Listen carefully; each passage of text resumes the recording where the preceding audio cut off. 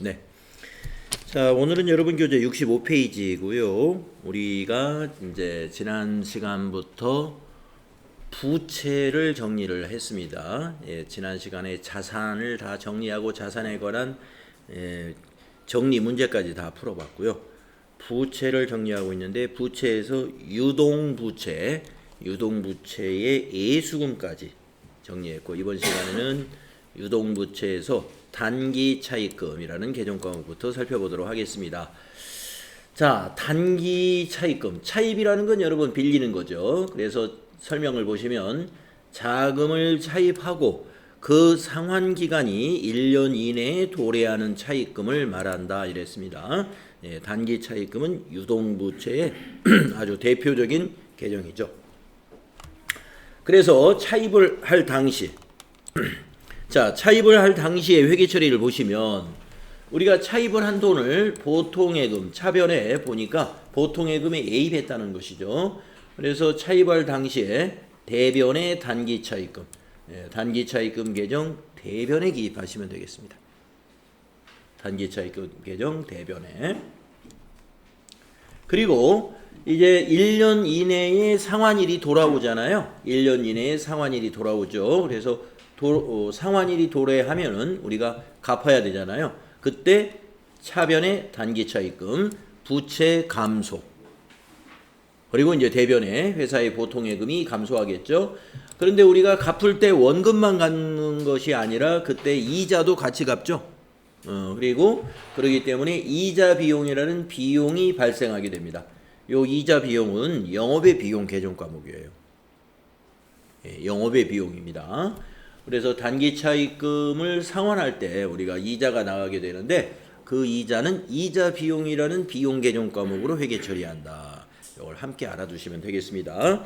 자, 상환 시, 차입 시 단기 차입금이 어디로 가는지 보시면은 아시겠죠? 부채 증가, 대변, 부채 감소, 차변, 비용 발생, 차변. 그래서 단기 차입금은 대변에서 증가했다가 차변에서 감소하게 된다. 이걸 아시면 되겠습니다. 동시에 이자가 나가는데 이자 비용도 차변의 비용 발생이므로 차변에 온다. 이자 비용은 영업의 비용입니다.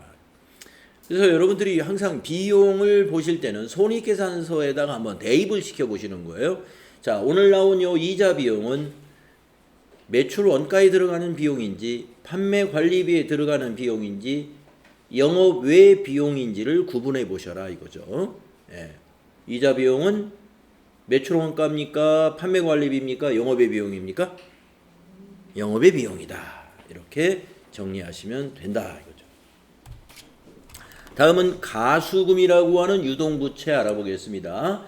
자, 가수금이라는 유동부채는 임시계정이에요. 임시계정. 자, 임시계정이라는 건 뭐냐면 일시적으로 사용되는 계정이죠. 일시적으로.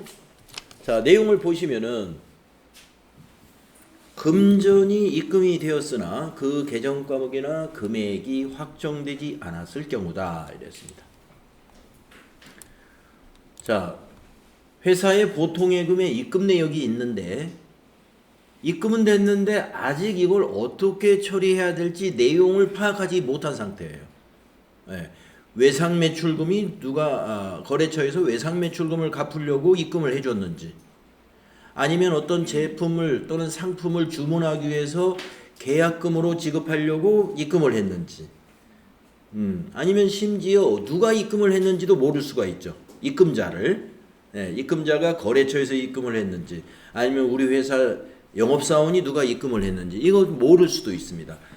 자, 하지만 모른다고 해서 우리가 그것을 보통예금을 회계 처리 안 하면 안 되죠. 일단 입금됐으니까 보통예금은 증가시켜 놔야 돼요. 그러면 차변에 보통예금을 기록할 때 복식북이니까 보통예금만 증가시키면 안 된단 말이죠. 대차 평균의 원리에 의해서 대변에도 회계 처리를 해줘야 돼요. 바로 그때 대변에 일시적으로 넣어주는 게 가수금. 자, 내용을 나머지 다 읽어봅시다. 금전에 입금이 있었으나 그 계정 과목이나 금액이 확정되지 않았을 경우 사용하는 일시적인 계정 과목이며 그 내용이 확정되면 본래의 계정으로 대체한다. 네. 우리가 이 임시 계정 과목 앞에서 뭘 배웠느냐 하면은요. 가지급금 배웠어요. 당좌자산 여러분 공부할 때. 가지급금. 영업사원이 출장을 떠날 때 그 출장비 쪽으로 이렇게 미리 지급해 주는 돈이 가지급금입니다. 왜 그때는 가지급금으로 하느냐면은 이 경우하고 마찬가지예요. 지금은 이제 입금이 됐는데 뭔지 모르니까 가수금 잡지만 영업사원 출장비 줄 때는 출장비를 지급했을 때는 그 비용이 나중에 어떤 비용으로 처리될지 모릅니다. 거래처에 출장을 가가지고 거래처 직원을 접대하는데 얼마를 쓰고 그 다음에 숙박비와 교통비로 얼마를 쓸지는 돌아와야 결정이 나거든요. 그렇기 때문에 출장을 떠나는 그 시점에는 가지급금이라는 그 당좌자산, 유동자산으로 회계 처리했다가 돌아왔을 때 여비교통비로 정리를 했었습니다. 그것이 있었고 또 임시계정 과목이 뭐가 하나 있었냐면은 현금 배울 때 현금 과부족. 그것도 임시계정입니다. 현금 과부족. 현금이 정리를 해보니까 현금이 금고에 입금은 돼 있어요. 장부보다 금고에 있는 현금이 더 많다 하면은 현금 과다액이라고 해서 차변에 현금을 잡고 대변에 무슨 돈이 입금됐는지 몰라요. 그래서 현금 과부족. 나중에 원인이 밝혀지면 현금 과부족 차변에 놓고 이제 대변에 어떤 이유로 들어왔느냐. 만약에 사장님이 어느 거래처에 계약금을 받아가지고 현금으로 받아서 거기다 금고에 넣어놨더라 하면은 대변에 선수금 이렇게 잡으면 되고요. 이렇게 정리를 하면 되죠. 없어졌을 때도 마찬가지입니다. 현금이 만약에 부족하다 그러면 대변에 현금 잡고 차변의 원인을 몰라요. 그래서 현금 과부족 이렇게 해두었다가 그 다음 날이나 그 다음 날 원인이 밝혀졌어요. 사장님이 이 금고에서 돈을 가지고 가가지고 거래처에 접대비로 썼더라 이겁니다. 그러면 이제 밝혀졌으니까 차변에 잡았던 현금 과부족을 대변에 잡고 차변에 밝혀진 날 접대비로 처리합니다. 네. 그래서 임시계정이라는 게 우리가 이 회계에서 몇 개가 있습니다. 거의 다 나온 것 같아요. 네. 현금 과부족, 가지급금, 지금 이번 부채에서 지금 가수금이라는 부채가 있습니다. 그래서 그 내용이 확정되면 본래의 계정으로 대체한다. 그래서 확정되기 전까지 우리가 유지하는 계정 과목을 임시 계정이라고 합니다. 그래서 임시 계정은 재무상태표, 즉 결산서에는 안 나타나요. 결산서를 우리가 만들 때는 임시 계정을 다 정리해 가지고 보고하는 거예요. 그래서 이 결산서, 즉 재무상태표에 뭐 가수금이라든지 가지급금이라든지 아니면 그 아까 말씀드린 현금 과부족이라든가 이런 계정 과목은 안 나타납니다. 자, 가지급금 즉 자산은 가수금의 상대적인 계정이라고 볼 수가 있다. 네. 자, 그래서 아까 말씀드린 대로 입금이 됐는데 원인을 모른다. 그러면 대변에 가수금 잡으시면 되고요. 원인이 밝혀졌어요. 그때 차변에 가수금에서 부채 감소시켜주고 대변에 이제 외상매출금이 회수됐구나라는 게 확인이 되면 대변에 외상매출금, 거래처로부터 계약금이 들어왔구나라는 게 확인이 되면 선수금 이렇게 정리하시면 되겠습니다. 네. 다음은 이제 유동성 장기부채라고 하는 개정 과목 이름이 특이하죠. 예. 네. 가수금 같은 거, 출장비 같은 거 어차피 이틀 있다가 오는 걸 아는데 꼭 매일매일 가수금 이렇게 해? 가지급금 출장 갈 때. 예. 그래서 이제 회사에 따라서는요, 이 임시 계정을 안 만들기도 해요. 예. 예. 그러니까 한 이틀간 회계 처리를 안 하고, 예. 그냥 기다렸다가 하는 거죠. 예. 돌아왔다가 그거는 그 회사의 회계 팀에서 정하는 그 기준에 따라서 하시면 됩니다.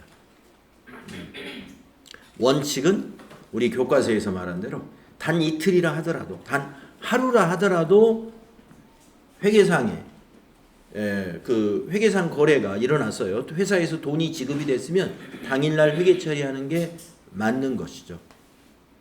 그런데 이제 번거로우니까 안 한다라는 것이죠. 그리고 현금 과부족도 마찬가지예요. 매일매일 보고를 안 하는 회사도 있을 수 있습니다.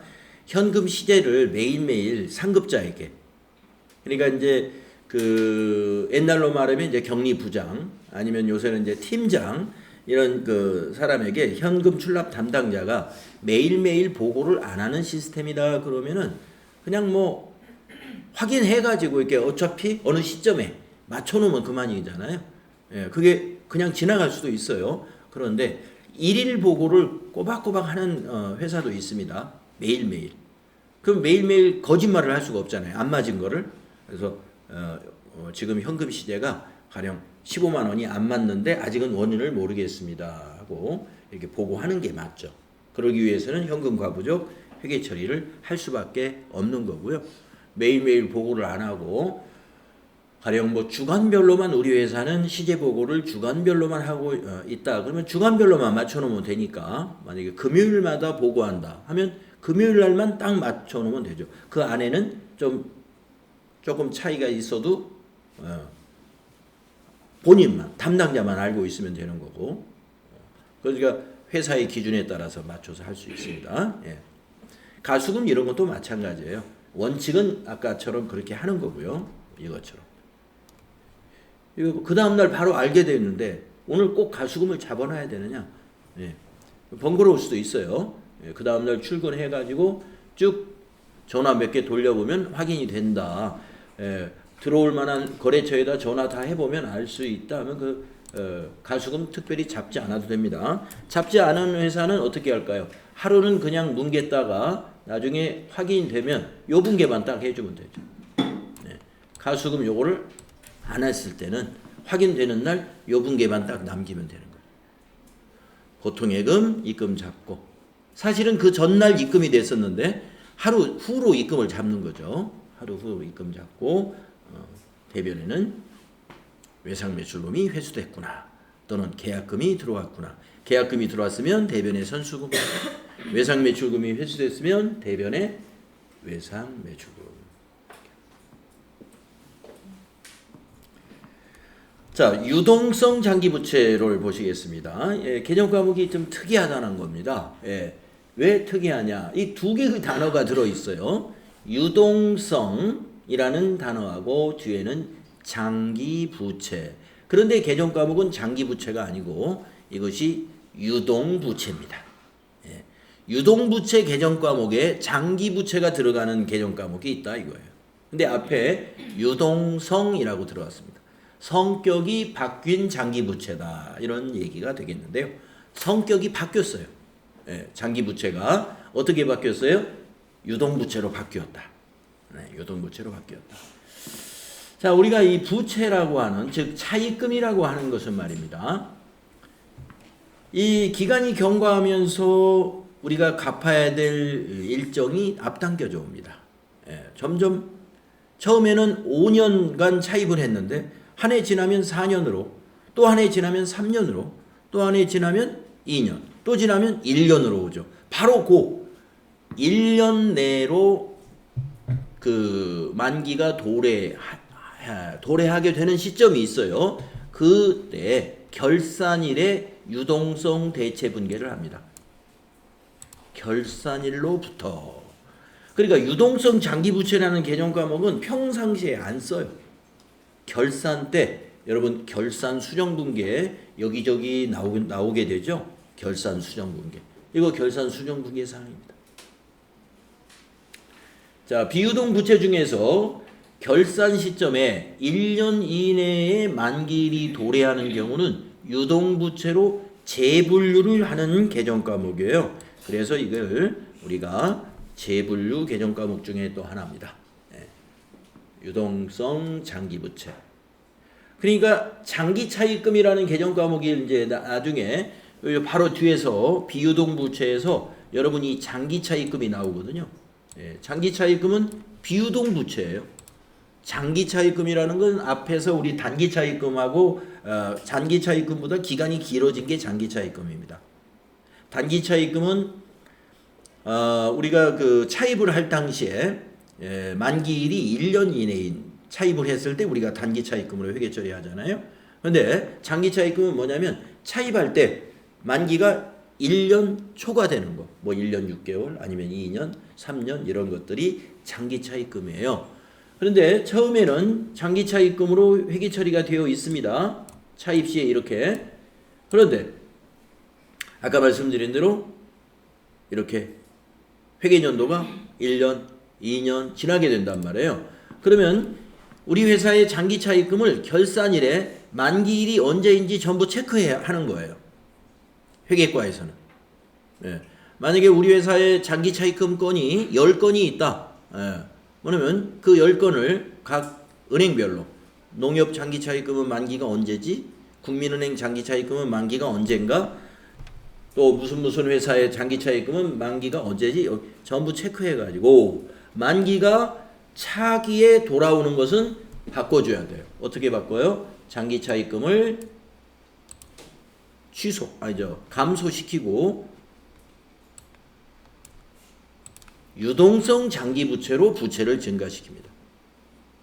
이렇게 장기차입금을 감소시켰기 때문에 장기차입금이라는 비유동부채는 없어지게 됐죠. 대신에 유동성 장기부채라는 유동부채가 늘어나게 됩니다. 그래서 회사의 유동부채가 늘어남으로써 회사의 유동성을 우리가 계산할 때 이것이 반영이 되는 거죠. 그 회사의 유동성을 평가하려면은요, 유동자산을 유동부채로 나누어 봅니다. 유동자산 나누기 유동부채. 그걸 나눠준다는 건 뭐예요? 비교해 보는 거거든요. 유동자산이라 하는 것은 우리가 앞에서 배웠던 유동자산은 1년 안에 현금화가 가능한 자산이라고 하는 것을 유동자산으로 우리가 분류해서 회계 처리하죠. 재무제표, 재무상태표. 그 다음에 지금 우리가 배우는 유동부채는 1년 안에 갚아야 되는 의무들을 유동부채로 표시하고 있죠. 자, 두 개를 비교하면 뭘 생각할 수 있어요? 그 회사의 유동성에 문제가 없나를 볼 수가 있습니다. 물론 은행이라는 곳이 있기 때문에 유동성이 100%가 안 된다 하더라도 100%가 안 되면 무슨 능력이 있어야 돼요? 은행을 이용할 수 있는 능력이 있어야죠. 은행이 항상 아무나 온다고 해서 아무 회사나 돈을 마구 빌려주는 곳은 아니잖아요. 빌려주려고 하면은 그 회사가 신용이 있어야 빌려주거든요. 수익을 계속 내고 있는 회사라든가 아니면 지금 현재 수익은 없지만 그 회사의 재무 구조가 좋기 때문에 걱정이 없다든가. 재무 구조가 좋다는 것은 자기 자본이 튼튼하다는 얘기예요. 지금 당장은 어떤 그 이익을 못 내고 있지만 현재까지 재무 구조는 괜찮다. 그러면 빌려줄 수도 있는 거고요. 그런데 자기 자본도 부실하고 수익도 최근에 못 내고 있고 그런 회사는 은행에 가서도 돈을 못 빌리죠. 그렇다면은 이 유동성이 나빠지면 어떻게 되겠어요? 모든 채권자들이 돈을 빨리 회수하려고 합니다. 이 회사가 오래 가지 못할 것 같다. 그러면 빌려준 은행마다 빨리 돈을 만기 전에 빨리 갚아라. 아니면 만기 때 더 이상 연장을 안 해주게 되고요. 또 심지어는 거래처에서도 우리 회사에 외상을 주던 거래처들이 외상을 안 주게 됩니다. 어려워지는 거죠. 그래서 유동성 관리가 중요합니다. 자, 그래서 이제 만약에 회사가 말이죠. 이런 처리를 충실하게 하지 않으면 어떻게 되겠습니까? 유동부채인데 유동부채가 아닌 비유동부채로 그대로 남겨놓는 거죠. 바로 한 3개월 후에 만기가 돌아오는 채무가 가령 뭐 몇십억이 있는데 결산 때 한 3개월 전에 결산을 했어요. 12월에. 그러니까 내년 3월 달에 갚아야 될 부채가 몇십억이 있는데 그냥 장기 차입금으로 그대로 놔뒀다. 1년 전에는 장기 차입금이었지만 이제는 장기 차입금이 아니거든요. 예. 그런데 장기 차입금으로 그대로 놔두면 그 결산 때 보고한 재무상태표는 뭐예요? 충실하게 보고를 안 했죠. 부채 안에는 들어있지만 그것이 비유동 부채로 표시가 되어 있기 때문에 유동성을 판단했던 사람들은 엉터리 판단을 한 거죠. 예. 유동성은 우리가 유동자산을 유동부채로 나눠보는 건데 비유동부채로 되어 있으니까 그 회사의 유동성이 그만큼 좋아 보이는 것처럼 표시가 된다. 자, 그래서 우리가 충실한 표현을 하기 위해서는 결산 때 유동성 대체 분계를 재분류 꼭 해줘야 됩니다. 유동부채로 재분류한다. 이것을 유동성 대체 분계라고 하는데요. 결산 때 하는 작업입니다. 네, 그다음에 세 번째 마지막에 갚을 때는 어떻게 해야 돼요? 이제 장기 차입금은 진작에 없어진 거죠. 그렇죠? 그래서 이제 우리가 그 차입금을 갚게 되면은 이제 유동성 장기 부채가 감소되고 대변에 회사의 자산이 유출되게 되는 것입니다. 그래서 장기 차입금은 회계 처리가 차입할 당시 대변, 유동성 대체 분계할 때 차변 해서 없어지고 나중에 갚을 때는 유동성 장기 부채가 감소하는 것으로 장기 차입금이 없어지는 겁니다. 장기 차입금은 중간에 언젠가는 한번 유동성 장기 부채로 대체되는 회계 처리가 있다. 이렇게 알고 계시면 되겠네요. 자, 이렇게 해서 우리가 유동부채 개정 과목들을 지난 시간에 이어서 모두 정리했습니다. 유동부채 개정 과목이 꽤 여러 가지가 있었어요. 그래서 여러분이 개정 과목을 정리하실 때 유동자산을 정리하고 비유동자산 정리하고 이렇게 공부하는 방법도 있지만 유동자산 정리하고 그 옆에 유동부채 있으니까 유동자산과 유동부채 이렇게 한번 정리를 해보는 것도 공부하는 방법 중에 하나예요. 네. 자, 그러면 이제 부채의 대부분을 다 공부한 셈입니다. 비유동 부채 개정 과목 한번 알아보도록 하겠습니다. 자, 비유동 부채는 결산일로부터 상환기한이 1년 이후에 도래하는 장기 부채를 말합니다. 상환기한이 1년 이후에 도래하는 장기부채를 말한다. 자, 사채라고 하는 개정 과목이 있어요. 사채는 회계에서 개정 과목 중에 하나입니다. 사채. 자, 사채가 어떠한 개정 과목인지 밑에 설명을 보시면은요. 주식회사가, 이 말은 법인이라는 얘기죠. 법인이 장기자금을 조달하기 위하여 발행하는 채무증권. 그러니까 우리 회사가 발행한 채무증권이 사채입니다. 우리 회사가 발행한 거예요. 우리 회사가. 그러니까 사채예요. 우리 회사가 발행한 채무증권을 투자 목적으로 상대 어떤 회사가 우리 채무증권을 매입했다. 그러면 그 매입한 회사는 우리가 앞에서 배웠던 자산 개정 과목에서 배웠던 유가증권 관련 개정 과목 세 가지 있었죠. 단기 매매증권, 매도 가능 증권, 만기 보유 증권. 자산에서 우리 배웠잖아요. 우리가 발행한 채권을 매입한 회사는 그 세 개 중에 하나로 자산으로 잡는 거고, 발행한 우리 회사는 개정 과목을 사채라고 기록해요. 사채. 자, 법인이 장기 자금을 조달하기 위해서 발행한 채무증권입니다. 그래서 법인이 그 자금 조달하는 방법은, 장기 자금 조달하는 방법은 크게 두 가지예요. 주식을 발행해 가지고 주주를 모집해서 자금을 모으는 방법이 있고, 또 하나는 사채를 발행하는 방법이 있습니다. 자, 그래서 사채에는 약속이 되어 있어요. 계약이. 거기서 이자는 언제 지급한다. 또 이자율은 몇 퍼센트로 지급한다. 그리고 사채에는 액면 금액이 있습니다. 액면 금액. 그래서 액면 금액에 표시된 것이 원금이고 거기에 곱하기 이자율 해가지고 정해진 이자를 그 사채 만기일까지 받을 수 있는 권리가 생기죠. 사채권에. 그래서 투자한 사람은 사채를 사는 기업에서는 그것을 자산으로 잡는 거고요.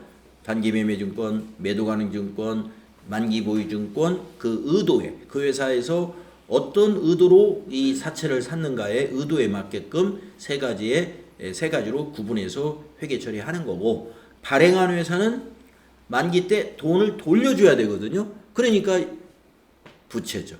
개정과목은 사채.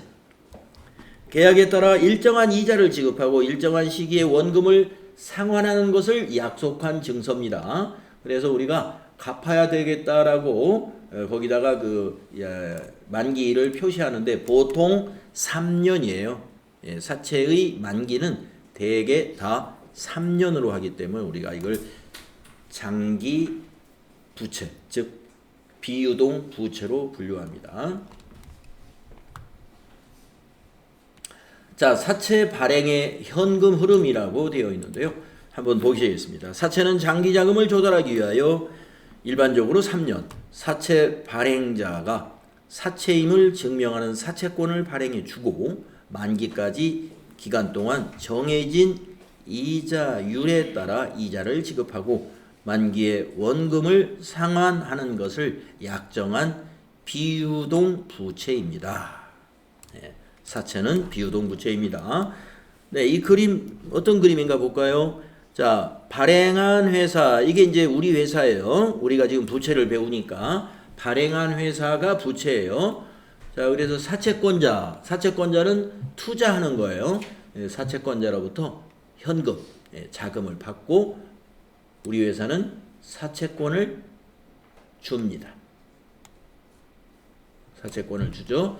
그리고 정해진 기간마다 정해진 날에 이자를 약속한 이자율만큼 지급을 해줘야 돼. 그리고 만기가 되는 날 원금도 상환을 해주게 됩니다. 자, 이런 흐름으로 이제 현금이 흘러가게 되고요. 다음 페이지 보시면은 사채에는 액면금액이라는 게 있다. 액면금액. 우리가 주식도 액면금액이라는 게 있었잖아요. 주식도 액면금액이 있습니다. 주식이 거래되는 시장에서 거래되는 걸 보면 액면금액 그대로 거래되는 게 아닙니다. 시장에서 그 회사의 가치가 어떻게 평가되느냐에 따라서 액면금액보다 훨씬 높은 가격으로 거래가 되거나 아니면 상황이 나빠진 회사들은 액면금액보다 낮은 금액으로 거래되는 기업들도 있어요. 그죠? 자, 사채도 마찬가지입니다. 자, 액면금액이라는 사채의 표면에 기재된 금액이라는 뜻인데 경제적으로는 만기에 상환할 금액이라는 뜻이 포함되어 있다. 사채 발행자는 바로 이 액면금액을 만기일에 사채권자에게 상환하여야 한다. 그렇기 때문에 사채라고 표시되는 우리가 재무제표에 재무상태표에 표시할 때는 액면금액을 표시해야 돼요. 액면금액을 표시합니다. 사채는 액면금액으로 회계 처리한다. 자, 사채의 액면 이자율. 사채에 적혀있는 이자율을 액면 이자율 또는 표시 이자율이라고 하며 액면 이자율에 의해 다음과 같이 채권자에게 지급해야 할 현금 지급 이자가 결정이 된다. 자, 이자 지급일에 지급할 현금 이자는 액면에 표시된 금액에다가 액면 이자율을 곱해서 이자를 지급하게 됩니다. 근데 여기에 지금 이자 지급 시 회계 처리라든가 이런 것은 지금 빠져 있죠. FAT 1급에는 빠져 있네요.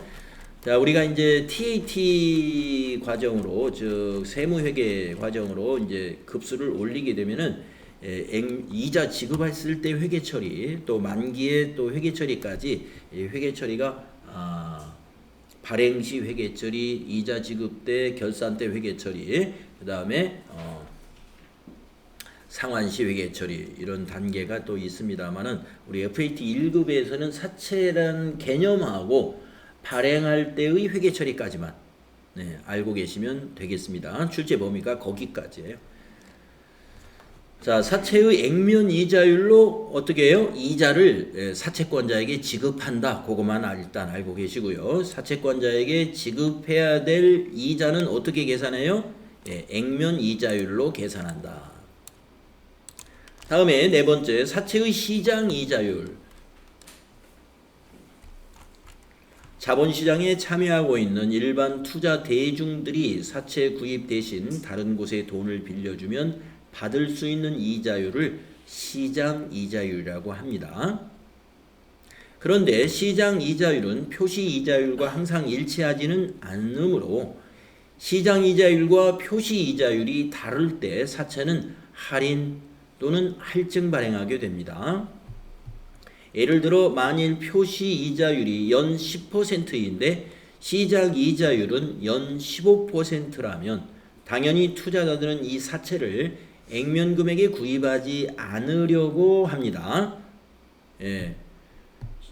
따라서 사채 발행자는 사채를 할인 발행하게 되는데 사채로부터 수익률이 시장 이자율과 같아질 때까지 할인을 해줘야 되겠죠.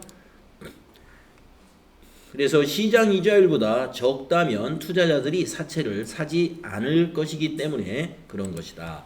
그래서 사채를 할인 발행하는 경우가 있습니다 하는 얘기입니다.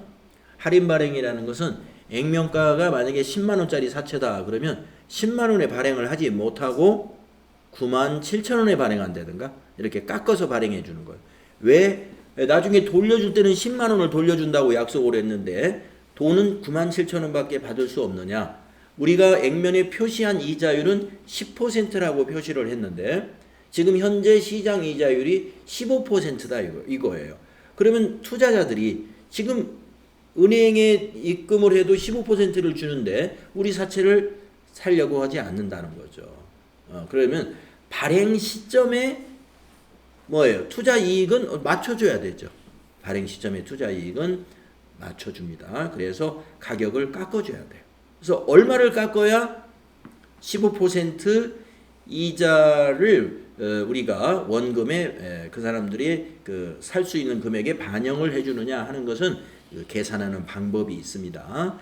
그래서 원금의 현재 가치, 그 다음에 이자의 현재 가치를 구하는 방법이 있어요.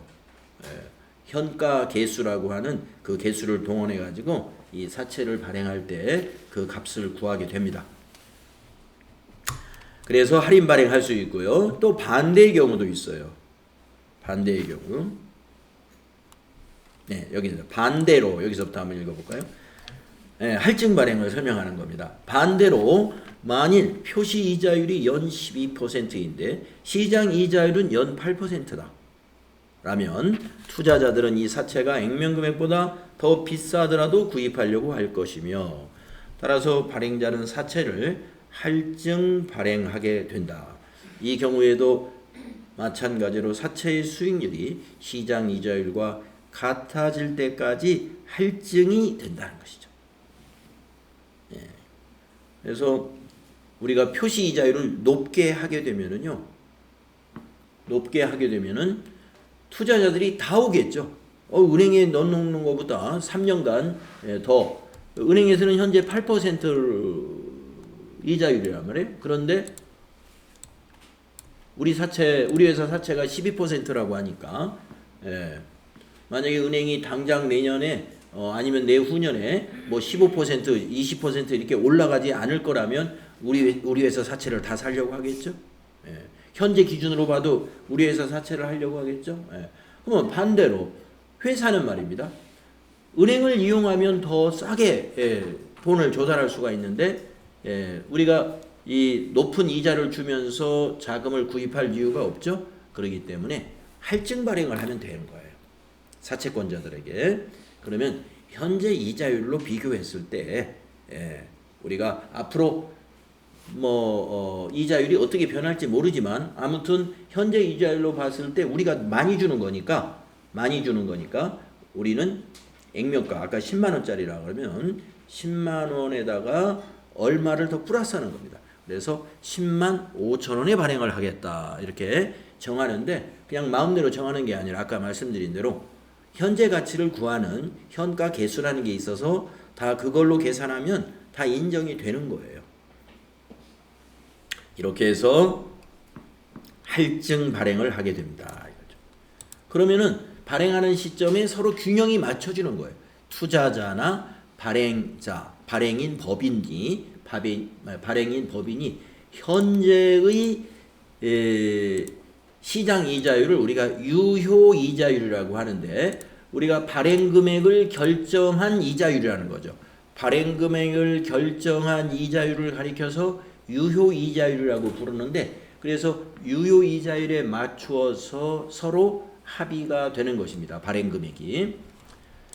이 경우에도 마찬가지로 사채 수익률이 시장 이자율과 같아질 때까지 할증이 된다. 왜냐하면 시장 이자율과 같아질 때까지 투자자는 계속 이 사채를 사려고 할 것이기 때문이다. 따라서 할인 또는 할증 발행은 액면 이자율과 시장 이자율 간의 차이를 제거하여 사채권자들로 하여금 시장 이자율만큼의 투자 수익을 얻게 하기 위한 조치라는 것이죠. 이때 발행회사는 결국 시장 이자율로 자금을 차입하는 셈이 됩니다. 그러면 이제 장기니까 이게 발행한 회사 입장에서는 만약에 시장 이자율이 그 뒤에 계속 오른다면은 회사는 차채 발행 이번에 잘했구나. 네, 잘했죠. 왜냐면 금리가 올라간단 말이에요. 그럼 기준금리들이 올라가면은 발행한 회사 입장에서는 잘 발행한 거죠. 저리로 장기간 동안 자금을 빌린 셈이 되고. 근데 한쪽이 이익이면 우리가 한쪽 손해 보는 거죠. 요 사채를 샀던 회사 입장에서는 이게 자금이 3년간 묶이는 거잖아요. 지금 이 돈을 은행에 넣었더라면 만약에 금리가 오르는 상승 추세였다면은 판단을 잘못했구나 이런 생각을 할 수 있죠. 그래서 우리가 사채라 하는 것은요, 이제 투자자들이 그런 그 금리의 변화라든가 이런 것 등을 예측할 수가 있고 했을 때 이런 투자가 가능한 것이죠. 우리가 금리가 앞으로 어떻게 변할 것이다를 예측해서 거기에 투자하게 되는 것입니다. 자, 투자자들 입장에서는 그렇게 하는 거고요. 발행하는 회사 입장에서는 일단 자금이 없으니까 발행하는 겁니다. 이걸 발행해 가지고 무슨 어디에 쓰겠어요? 회사 운영 자금으로 쓰는 거니까 장기 자금을 얻기 위해서 사채를 발행한다. 자, 이자율과 사채 발행 금액의 관계. 이 표는 별거 아닙니다. 아까 앞에 쭉 읽은 설명에 나와 있는 거죠. 자, 시장 이자율이 우리 이자율보다 높으면 어떻게 해야 돼요? 할인해서 발행해야 돼요. 액면 금액을 깎아서 발행한다는 거죠. 나중에 돌려줄 때는 액면 금액 다 돌려주는 거예요. 근데 발행할 때 10만 원짜리를 97,000원 이렇게 발행하는 것을 우리가 할인 발행이라고. 시장 이자율이 높으니까. 우리가 표시한 이자율보다. 자, 그 다음에 같을 때도 있어요. 같을 때는 그냥 액면 금액으로 그대로 발행하면 됩니다. 그 다음에 반대의 경우가 있습니다. 이번에는 액면 이자율이 더 높아요. 우리가 주겠다는 이자율이. 그럴 때는 할증 발행하면 됩니다. 할증 발행하면 된다. 자, 사채 발행 시 회계 처리 보겠습니다. 자, 할인 발행 시 회계 처리. 자, 할인 발행 시에는 발행 금액이 액면 금액보다 작으므로 그 차액, 즉 액면 금액의 할인액은 뭐라고 부르냐면은 사채 할인 발행 차금. 사채를 할인 발행한 차액이 얼마다라고 해서 개정 과목 이름이 사채 할인 발행 차금입니다. 사채 할인 발행 차금으로 회계 처리하면 되고요. 사채 할인 발행 차금은 사채의 차감적 계정이에요. 차감 계정. 우리가 앞에서 자산에서도 자산의 차감 계정으로 감가상각 누계 또는 대손 충당금 이런 계정 과목들을 우리가 봤었죠. 이것은 우리가 자산의 차감 계정이었습니다.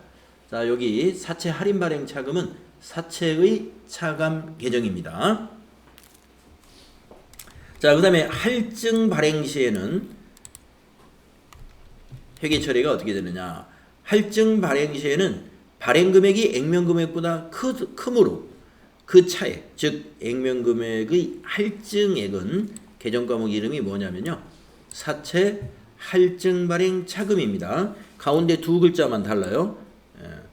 이렇게 두 글자만. 나머지 내용은 똑같죠. 사채 할증 발행 차금으로 회계 처리한다. 사채 할증 발행 차금 계정은 사채의 가산 계정이다.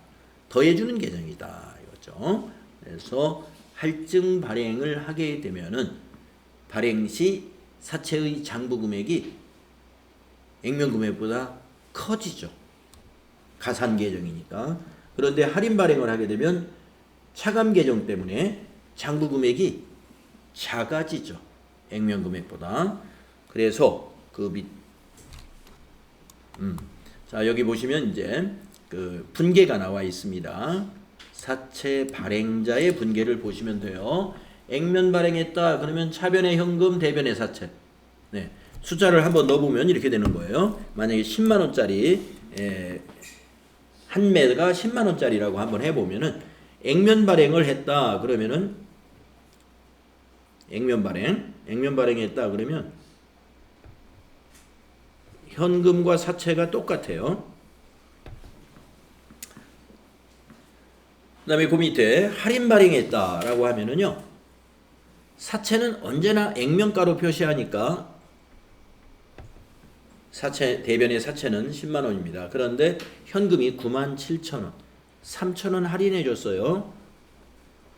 그 3,000원을 사채 할인 발행 차금으로 기록한다 그랬죠. 아까 여러분들 사채 할인 발행 차금은 사채의 차감 계정이라고 하지 않았습니까? 항상 차감 계정은 그 해당 대상이 되는 계정의 반대쪽에 들어갑니다. 여러분 그 자산 배울 때 감가상각 누계액을 한번 생각해 보시면 돼요. 우리가 건물의 감가상각 누계액이다. 건물은 우리가 차변에 잡잖아요. 건물을 매입하면. 근데 감가상각 누계액 대변에 적었습니다. 또 대손 충당금도 한번 생각해 보세요. 우리가 외상 매출금이 발생하면 차변에 외상 매출금 잡잖아요. 자산의 증가니까. 그런데 그 외상 매출금이 회수 불가능한 부분을 결산 때 대손 충당금으로 설정하잖아요. 대손 충당금 대변에 기록했어요. 반대쪽. 차감 계정은 그 본 계정의 반대쪽에 회계 처리가 됩니다. 마찬가지로 우리 사채는 부채죠. 그래서 부채 대변에 기입합니다. 그런데 차감 계정인 사채 할인 발행 차금 대변에 가지 않아요. 차변에 회계 처리하는 거죠. 그런데 재무상태표에 표시될 때는 그 밑에 표시가 돼요. 그러나 우리 전표 입력, 즉 분계할 때는 사채 할인 발행 차금을 차변에다 입력해야 돼요. 지금 이 분계라 하는 것은, 즉 이 회계 처리라 하는 것은 재무상태표에 표시되는 그 형태를 그림으로 그린 게 아니고 우리 차변 대변을 구분한 거니까 회계 처리. 사채 할인 발행 차금을 차변에 기입해야 된다. 요 사실을 알아야 된다는 거죠. 사채는 대변. 자, 그 다음에 할증 발행이라고 그랬습니다. 할증 발행. 사채는 언제나 액면가니까 똑같아요. 근데 현금이 얼마 들어왔냐면요. 10만 5천 원 들어왔어요. 10만 5천. 우리가 표시 이자율이 높으면, 시장 이자율보다 높으면 할증 발행해야 된다고 그랬잖아요. 5천 원 할증 발행했습니다. 그러면 대변에 할증 발행 차금이 대변에 갑니다. 아까 우리가 할증 발행 시 사채 할증 발행 차금은 가산 계정이다 그랬죠. 사채의 가산 계정이다. 가산이라는 건 더해주는 거니까 그 사채하고 같은 방향의 기록이 돼야 되겠죠. 그러니까 대변에 기록이 됩니다. 네. 이렇게 발행 시 회계 처리 요 세 개만 알고 계시면 되겠습니다. FAT 1급의 회계 처리, 사채 회계 처리는 여기까지만 알고 계십니다. 세 가지를 알고 계시면 되겠다.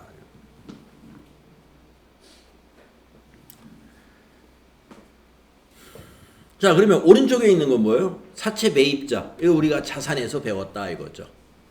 자산에서 우리가 유가증권을 매입했을 때, 유가증권을 매입했을 때 단기간의 매매 차익을 목적으로 매입했다.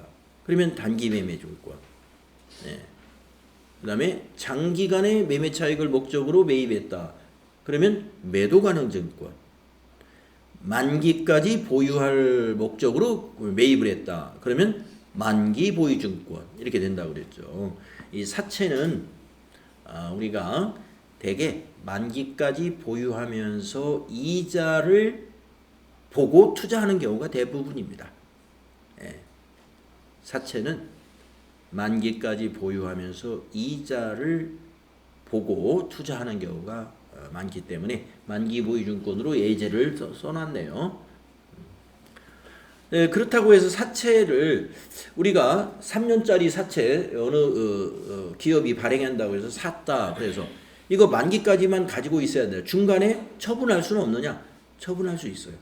그래서 중간에 우리는 만기 보유 목적이 아니라 가지고 있다가 사채 평가가 좋을 때 이거를 처분해야 되겠다. 그런 처분 이익을 목적으로 투자했다면 매도 가능 증권입니다. 그래서 사채도 말이죠. 시장에서 가격이 이렇게 우리 주식처럼 급변하게 변하지는 않는지 모르겠지만 사채도 변합니다. 거래 금액이. 그렇기 때문에 그런 매매 차익을 목적으로 사채를 매입하는 투자자들도 있어요. 그때는 매도 가능 증권이 되겠습니다. 자, 다음 페이지 보시면은 표가 재무상태표에 어떻게 표시되는지 그림이 있는데요. 사채는 비유동 부채이므로 당연히 비유동 부채란에 들어가겠습니다. 그런데 할인 발행을 했다 그러면 이 사채 밑에 사채 할인 발행 차금이라고 표시가 되면서 괄호가 뭐냐면요. 여기 이제 3,000원이 표시가 되겠죠. 앞에 분계로 우리가 그대로 가져오면은 이게 괄호는 음수를 의미합니다. 음수. 우리 숫자에 괄호를 넣어놓잖아요. 그건 마이너스라는 뜻이에요. 마이너스. 그래서 사채의 차감 계정이니까 마이너스가 됩니다. 그러면 여기 있는 금액은 뭐라고 부를까요?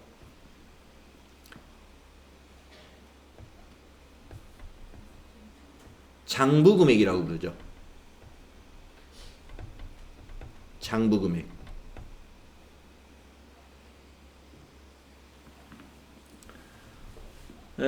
지금 여기 있는 금액이 액면 금액이에요. 여기 있는 금액이 액면 금액.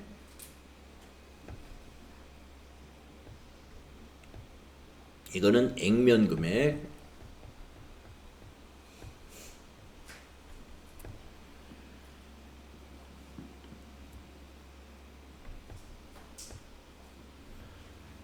그래서 사채의 장부 금액은 사채 할인 발행 차금은 액면 금액에서 장부 금액을 빼가지고 여기 97,000원 이렇게 기록이 된다는 얘기고요. 사채 할증 발행 차금은 사채 밑에 표시가 되는데 음수가 아니라 양수예요. 그렇기 때문에 이건 가산 계정이죠. 이 두 개가 더해져서 이 자리에 오는 숫자는 아까 그 분계를 예를 든다면 105,000원으로 표시가 된다는 얘기죠. 105,000원. 장부 금액은 가산 계정은 더해서 표시하고 차감 계정은 빼서 표시를 합니다. 그래서 부채의 합계에는 장부 금액이 항상 더해지는 거예요. 장부 금액이. 자산에서도 그래요. 우리가 그 자산에 그 대손 충당금이 있었고 차감 계정으로 감가상각 누계액이 있었잖아요. 그 감가상각 누계액과 대손 충당금 해당 자산에서 해당 자산의 취득원가 또는 그 원래 총액에서 뺍니다. 빼가지고 옆에 우리가 이 재무 상태표를 보면은 금액란이 이게 두 칸으로 돼 있어요. 한번 다시 보여드릴게요.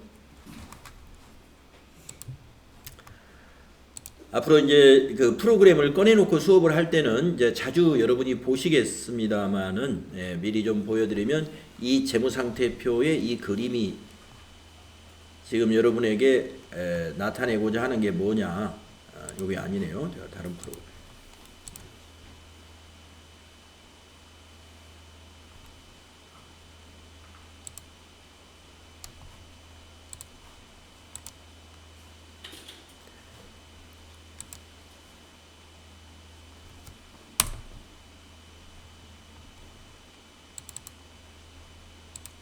재무상태표를 보게 되면은요, 만약 외상 매출금이다라고 볼까요? 자, 이게 지금 당기를 나타내는 금액인데, 금액이 이 두 칸으로 이렇게 여기 구분되는 거 보이시잖아요? 예. 금액이 왜 두 칸이냐? 차감 계정이 있는 계정 과목들 때문에 지금 외상 매출금 138,758,000 그 밑에 대손충당금 103,000 차감 계정이거든요. 그 옆에 보시면은 요게 장부 금액이에요. 이 장부 금액이 유동자산의 합계에 들어갔다 이런 얘기입니다. 그래서 외상 매출금의 잔액 하면은 이걸 말하지만 외상 매출금의 장부 금액이 얼마입니까? 그러면 이걸 물어보는 거예요. 자, 그래서 우리가 금액란이 두 칸으로 구분되어 있는 이유 알고 계시고, 합계는 이걸 반영하는 게 아니라 이걸 반영하는 겁니다. 여기 있는 장부 금액을. 차감 계정이 있는 게 이제 감가상각 누계액도 마찬가지예요. 자, 비품 5,540만 원, 감가상각 누계액 350만 원 이렇게 돼 있어요. 그러면 그 옆에 5,190만 원이 뭐냐면 장부 금액입니다. 비품의 취득 원가에서 감가상각 누계액 차감 계정을 차감하면 51,900,000이다. 이것이 자산의 총계에 더해지는 거예요. 이것이 비유동 자산의 합계에 더해지는 것이다. 장부 금액을 가지고 계산을 한다. 이런 얘기가 되는 것입니다. 여기서는 이제 비유동 부채에서 사채가 없기 때문에 차감 계정도 표시가 되어 있지 않습니다만은 재무상태표의 금액이 이렇게 왼쪽 오른쪽 두 칸으로 구분되어 있을 때 오른쪽 칸에 있는 것이 전부 장부 금액이다. 이렇게 보시면 되겠습니다.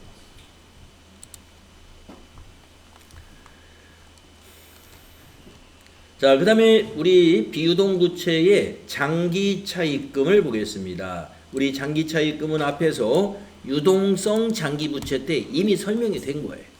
예, 장기 차입금이 발생했을 때 대변의 장기 차입금, 그 다음에 결산할 때는 장기 차입금이 차변에 와서 이제 1년 이내로 만기일이 도래하는 결산 시점에 한 번은 이 분계가 온다 그랬죠. 그래서 유동성 장기 부채로 바뀌었다가 유동성 장기 부채가 나중에 다시 부채 감소되는 이런 흐름으로 장기 차입금이 회계 처리가 일어나는 것입니다. 네, 유동성 장기 부채 때 설명이 되었던 비유동 부채 개정 과목이고요. 그 다음에 임대 보증금.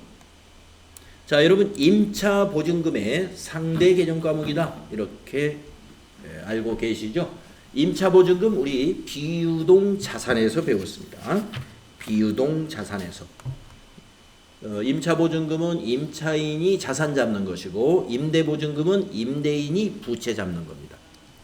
자, 임대 보증금은 임대차 계약에 의하여 월세를 지급받는 조건으로 타인에게 부동산 사용을 계약하고 임대인이 임차인에게 지급받는 보증금을 말합니다. 임대 보증금은 계약 기간이 만료되면 다시 상환을 해줘야 돼요.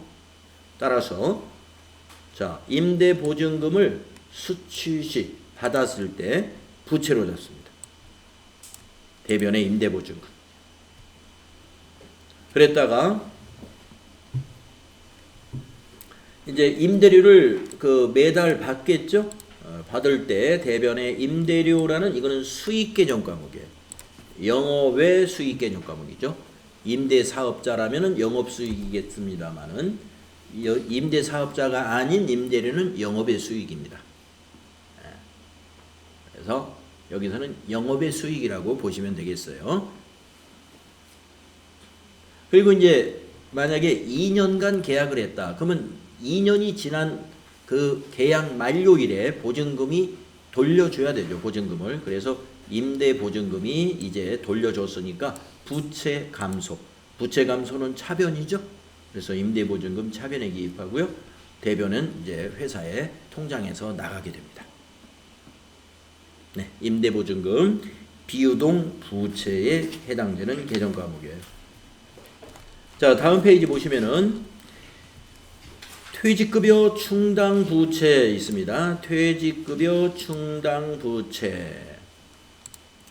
자, 이 개정 과목이 이 두 개의 단어잖아요. 퇴직급여를 충당하기 위한 부채라는 것이죠. 네, 퇴직급여 충당 부채. 자, 우리가 근로자, 종업원이 회사 입장에서 이제 종업원이죠. 종업원이 1년 이상 근무를 하게 되면은 기업은 부채가 발생하게 됩니다. 왜냐하면 퇴직금을 지급해야 된다라는 의무가 발생하게 되죠. 근로기준법에 의해서 퇴직금을 지급해 줘야 돼요. 그것이 퇴직급여 충당 부채인데, 자 볼까요? 그러니까 이것도 결산 때 회계 처리하는 거예요. 퇴직급여 충당 부채를 뭐 4월 5일 날 갑자기 부채로 인식한다든가 이러진 않습니다. 결산 때 한꺼번에 전 종업원의 퇴직금을 계산해 가지고 부채로 잡아주면 됩니다. 자, 그래서 한번 볼까요?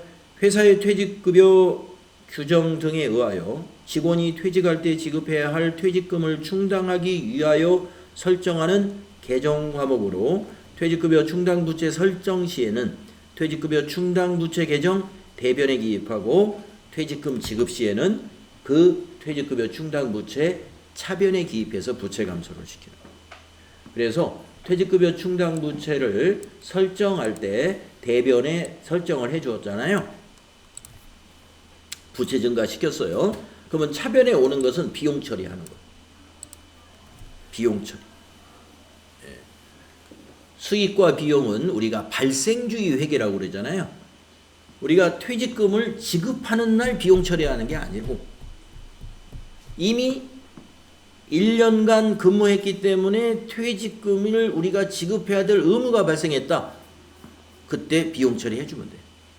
근데 그거를 1년에 한 번씩 해주는 거예요. 1년에 한 번씩. 결산 때. 예, 그래서 회사는 발생한 기간에 비용 처리해 주게 됩니다. 그래서 차변의 퇴직급여, 대변에 아직 퇴직이 안 된 상태니까 부채로 인식하는 거예요. 자, 그랬다가 이제 퇴직자가 발생을 했어요.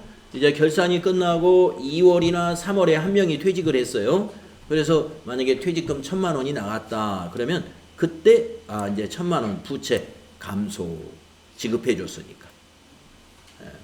그래서 회사는 퇴직자가 퇴직을 할 때 부채가 감소하게 됩니다. 차변에 퇴직급여 충당 부채로 처리한다. 물론 퇴직할 때 퇴직급여 비용 처리해야 할 때도 있어요. 그때는 퇴직급여 충당 부채가 너무 작게 설정되어 있어가지고 모자라면은 비용 처리합니다. 모자란 금액은. 하지만 적당하게 잘 처리되었다면은 퇴직급여 충당 부채는 모자라지 않겠죠. 그래서 퇴직자가 퇴직할 때, 종업원이 퇴직할 때 차변의 퇴직급여 충당 부채, 결산 때 퇴직금 계산해 가지고 충당할 때 퇴직급여 충당 부채. 비유동 부채로 이건 봐요. 해마다 퇴직자는 한두 명씩 몇 명씩 나올 수밖에 없겠지만 이거는 내년에 지급하는 부채니까 유동 부채로 봐야 되는 거 아니냐? 비유동 부채로 봅니다. 내년에 전 종업원이 퇴직을 한다면 유동 부채적인 성격이죠. 하지만 이 퇴직급여 충당 부채는 전 종업원을 대상으로 해서 부채로 잡아놨기 때문에 내년에 전 종업원이 다 퇴직할 리는 없죠. 그러니까 비유동 부채로 보는 거예요. 몇 년간에 걸쳐서 앞으로 10년간에 걸쳐서 퇴직할 수도 있고 20-30년이 걸릴 수도 있고 하기 때문에 그래서 해마다 이 부채는 조금씩 충당을 해줍니다. 자, 퇴직자가 발생했으니까 부채가 점점 줄어들었겠죠. 예. 그러면서 새로 입사하는 직원들도 발생했겠죠. 지난 결산 때는 1년이 안 됐기 때문에 퇴직금 지급 대상이 아니지만 그 기간이 지나서 다시 어떤 새로운 인원은 또 퇴직급여 지급해야 될 그런 대상이 될 수도 있고 해서 결산 때마다 한 번씩 퇴직금을 계산해 가지고 부채를 충당해 주는 거예요. 추가 설정 금액만 우리가 이렇게 부채로 잡아주게 됩니다. 나중에 실무할 때 이거 연습을 많이 할 거예요. 결산 문제로 이거 잘 나오는 거니까요. 자, 그 외에 미지급금 하면은 우리가 유동부채였잖아요. 미지급금 외상하는 거. 그런데 장기 미지급금 이거는 외상거래인데 1년 이후에 갚겠다라고 만약에 비품을 또는 차량을 사면서 1년 이후에 갚겠다 이렇게 했다면 그건 장기 미지급금이에요. 실제로는 뭐 거의 안 쓰이는 개념 과목일 수도 있습니다. 자, 이렇게 해서 우리가 오늘 부채를 지금 다 정리를 했네요. 부채까지 정리하고 쉬는 시간 가지려고 하다 보니까 조금 길어졌는데 쉬었다가 다음 시간에 자본 정리하도록 하겠습니다. 수고했습니다.